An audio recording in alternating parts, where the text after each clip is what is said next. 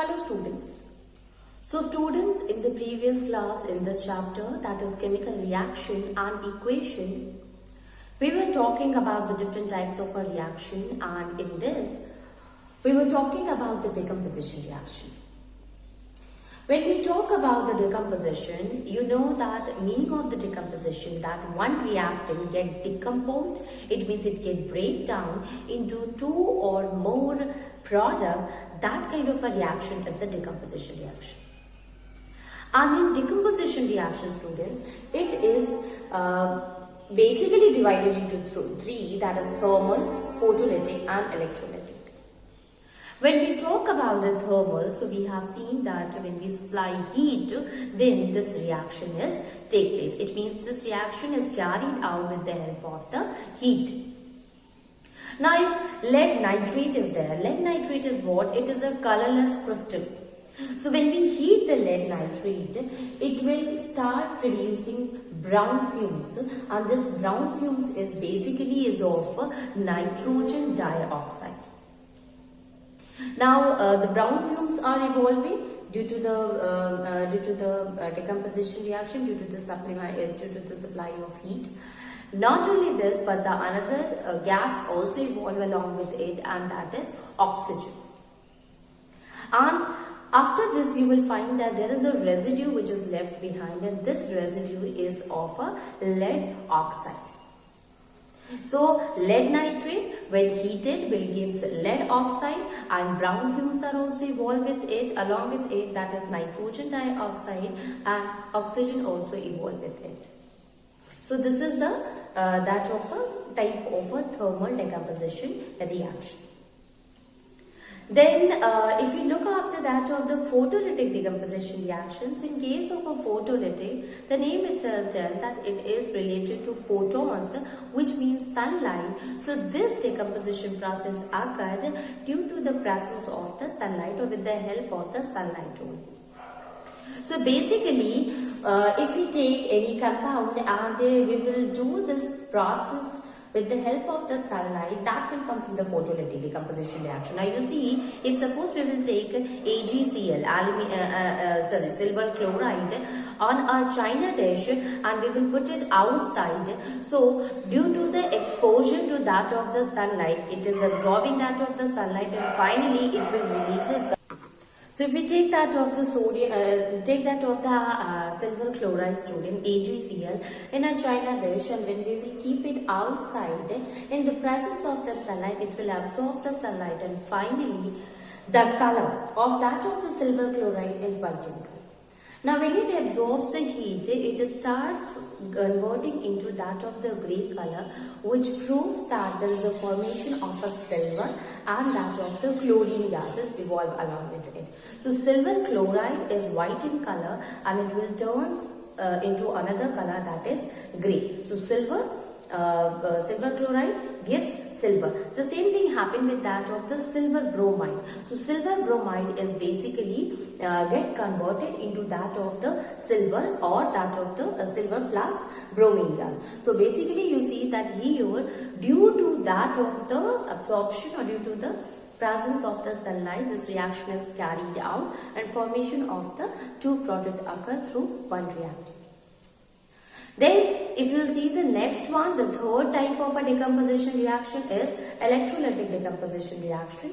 In case of an electrolytic decomposition reaction, this decomposition process occurs due to the presence or with the help of the electricity. So when electricity is passed through it, then due to the supply of the electricity, it will break down into the different types of a product.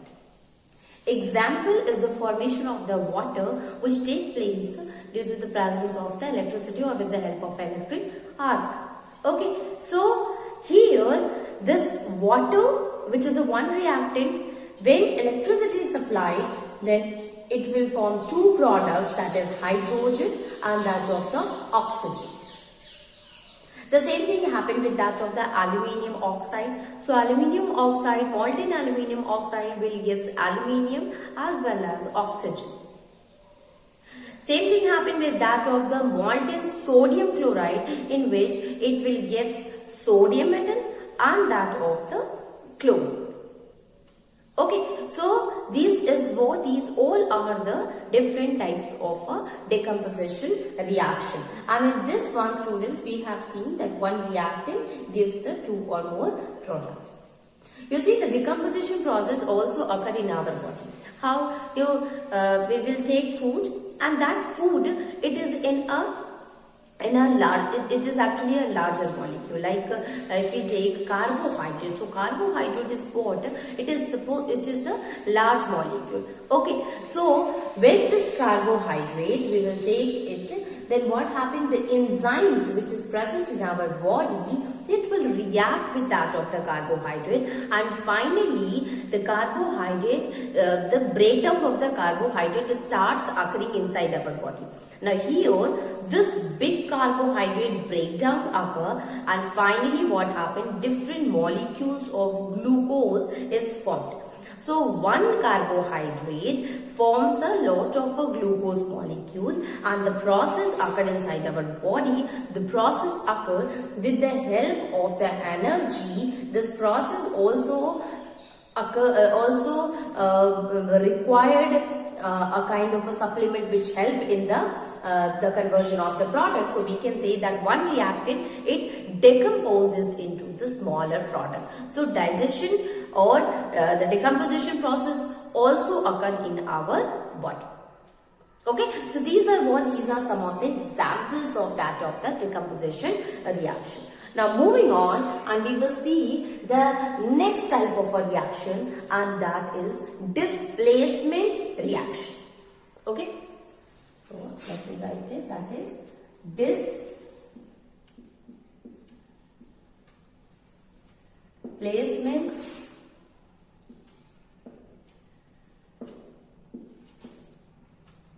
displacement reaction. Now what is a displacement reaction? The name itself says displace. It means the two reactant, if one of the reactant is displaced, it changes the place of the other one, then that kind of a reaction is called as displacement reaction. So we can write it that those reactions in which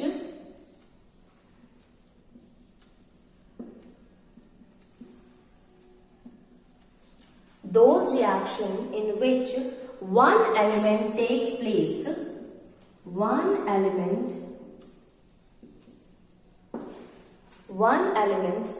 takes the place of another element in a compound is known as displacement reaction. Okay, it is known as displacement reaction. So reaction in which one of the element is displaced or it takes the place of the another element, that kind of a reaction is the displacement reaction, students. We can write, before we go and see the reaction, let me tell you one thing. Whenever we are writing here that in the case of a displacement, one element takes the place of the another element, actually which element will going to take place of another one? The reactive one. It means the more reactive element will going to displace the less reactive element. Okay, so we can write it that in general a more reactive element displaces a less reactive element from the compound. More reactive element will only displace the less reactive. It means the less reactive will be not able to displace the more reactive. It is the more reactive will going to displace the less reactive metal. Now we will try to understand the displacement reaction with the help of the example, students.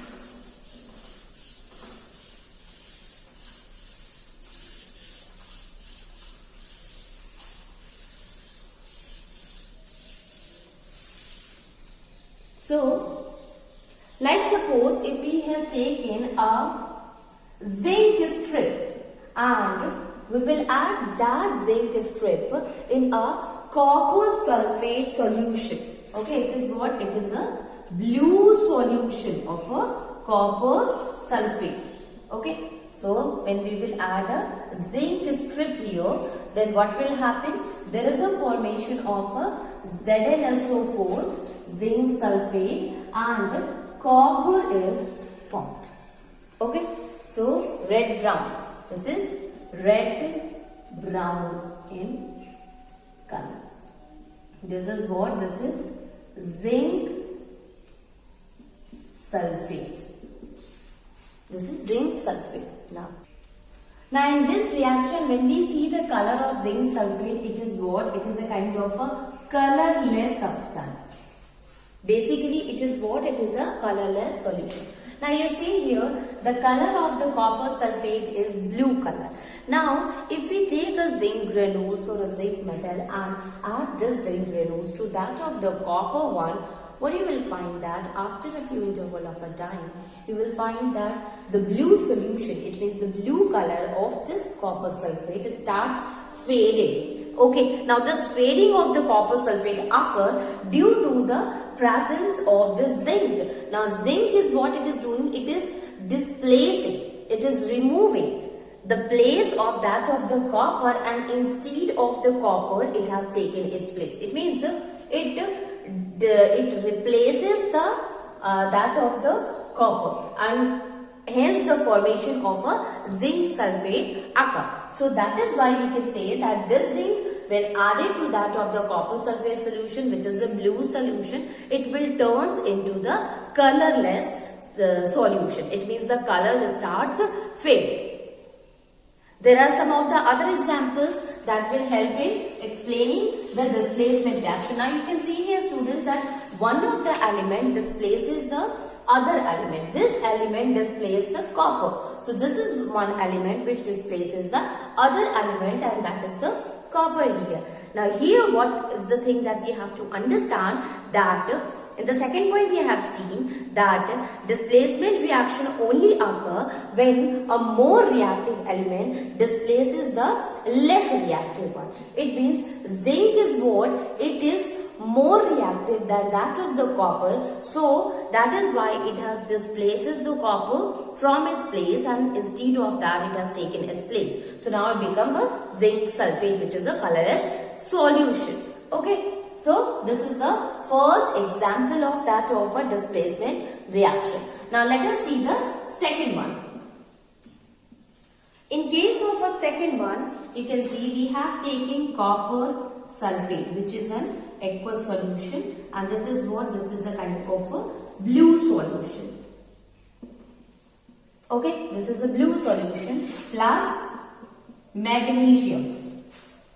Okay, this is what? Copper sulfate solution, and this is magnesium ribbon. So we have taken the magnesium and we will add this in that of the copper sulfate. Now basically the color of the magnesium, if you look, it is silvery white.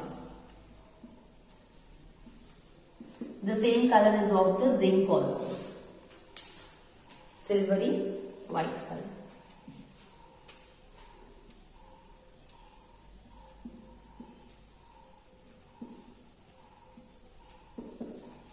Okay, so when we add the magnesium in the blue solution of the copper sulfate, what happened?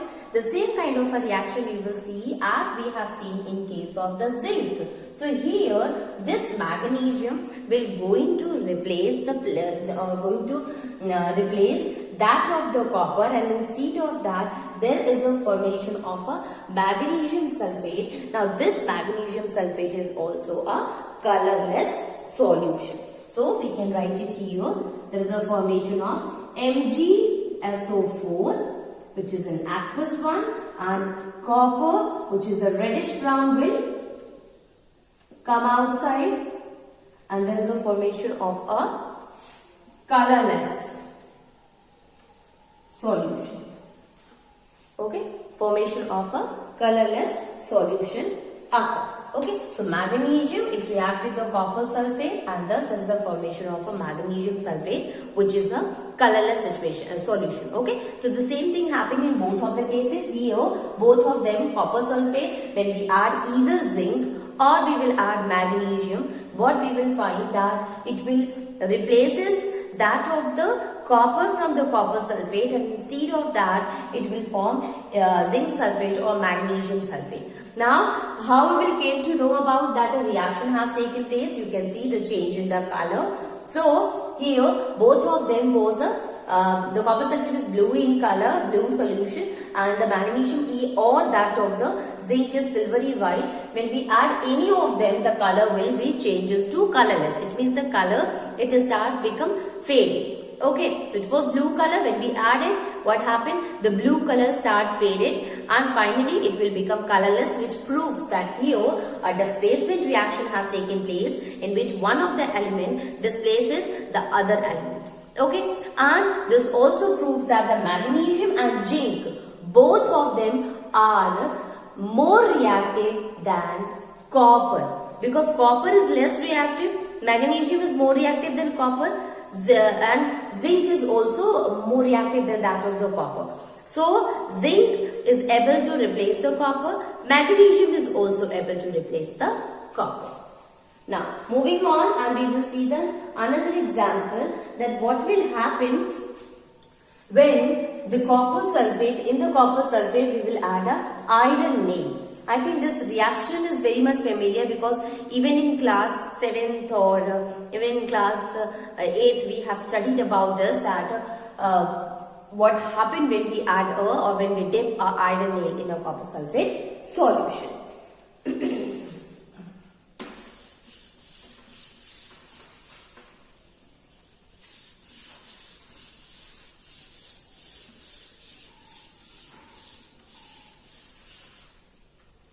So, you see students that basically it is blue in color and iron. We will take an iron.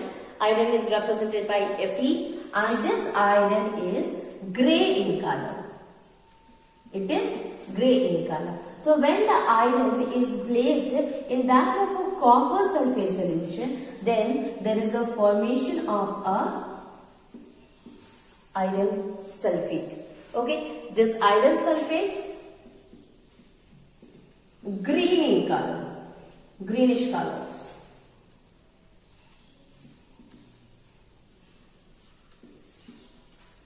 It is green in color, or it is a kind of a greenish solution. Plus again copper, which is a reddish brown, is formed. Now even in this reaction also, what you will find that this is what, this is iron. Student, I have not written the name here, I have simply written the color. Even if you want, you can write it, that is copper sulfate, this is iron, this is iron sulfate, and finally the reddish brown copper is formed due to this reaction. Now you see here student, basically what happened when the blue solution is there, it means when we have taken that of the copper sulfate. Now if we will put an iron nail in it and keep it or left undisturbed for some times, you will find that there is a change in the color starts occurring in this reaction, and finally the color starts becoming faded and finally becomes a green in color. So this greenish color occurs since the iron has taken place of the copper and form iron sulfate, which is green in color, and copper is also released from it, or copper is also formed through this reaction. Okay, so iron sulfate is there, student. Now let me tell you one more thing, that basically this process a little bit takes time to complete. Now from this reaction we have understood that is iron Fe. is more reactive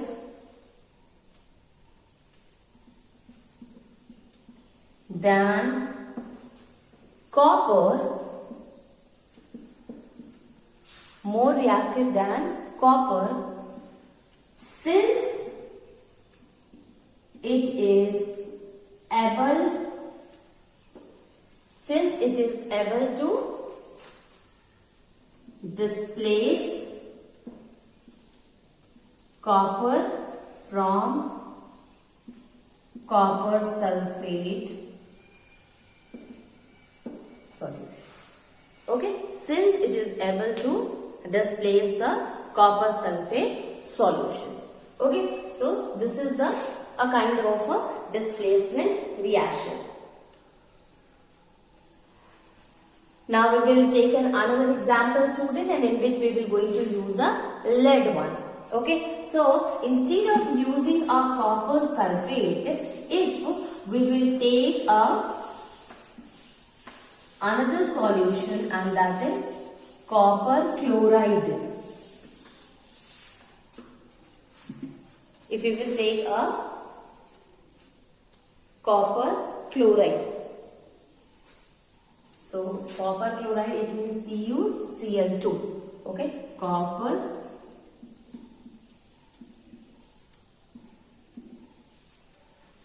chloride, then that is green solution. Green solution, and this copper chloride, it will react with that of Pb, which is what? Which is a lead. Then there is a formation of that of the lead chloride. It means PbCl2. Okay, PbCl2, lead chloride, aqueous one.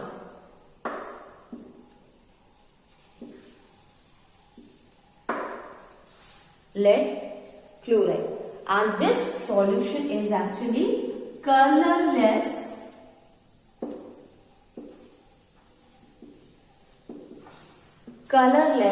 solution, plus copper is there.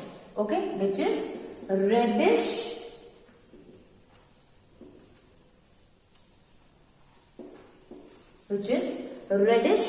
brown in color.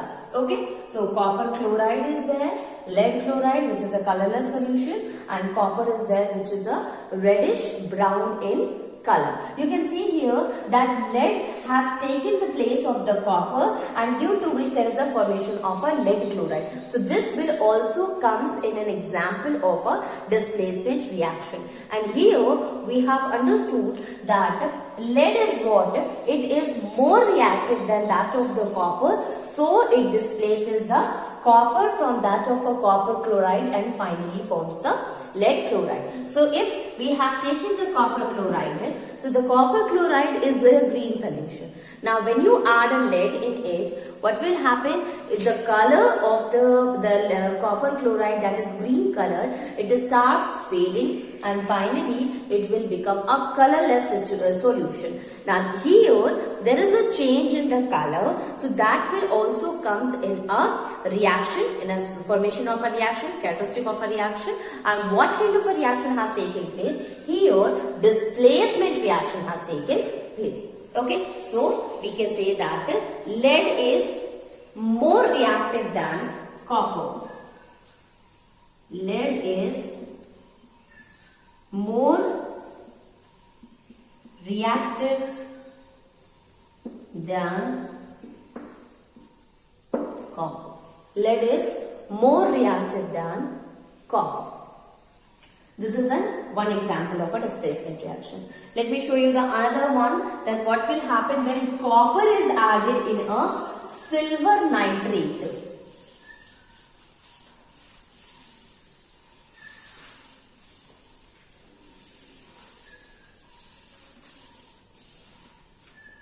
Copper is added in a silver nitrate. So AgNO3. This is what? This is a silver nitrate, and the color of the silver nitrate, this is silver nitrate, and the color is, it is a colorless solution. Okay, so we will write here, this is what? This is a colorless solution. When in this silver nitrate we will add a copper in it. Okay, copper is in the solid form, so it is aqueous, this is solid, copper. And the color of the copper is, you know that it is reddish brown in color. So we will write here that it is reddish brown. Okay. So what will happen? Since copper is more reactive than that of the silver, so it is able to displace that of the silver from the silver nitrate, and instead of that it will going to form that of the, it will form the copper nitrate. Okay, so there is a formation of a CuNO3 whole twice. Okay, this is what? This is a copper nitrate. Now when you look at the color of the copper nitrate, it is what? It is a kind of a blue solution, while a silver grey color, silver white you can say, a silver or a silver is formed which is in the greyish white color, greyish white. So what happened when we have taken the silver nitrate and when we add the copper in it, then the color, before that the color was a colorless solution, but when you add this copper in it, then it changes its color, and finally the solution will become blue color, and on the copper you will find that there is a formation of a silver in the form of a greyish white color, which proves that the formation of a silver occur. But the change in the color of the solution tells that this silver nitrate has been changed into that of the copper nitrate. So you can see here that copper has displaces the silver to form the copper nitrate, and by this we have understood here one thing, and that is copper is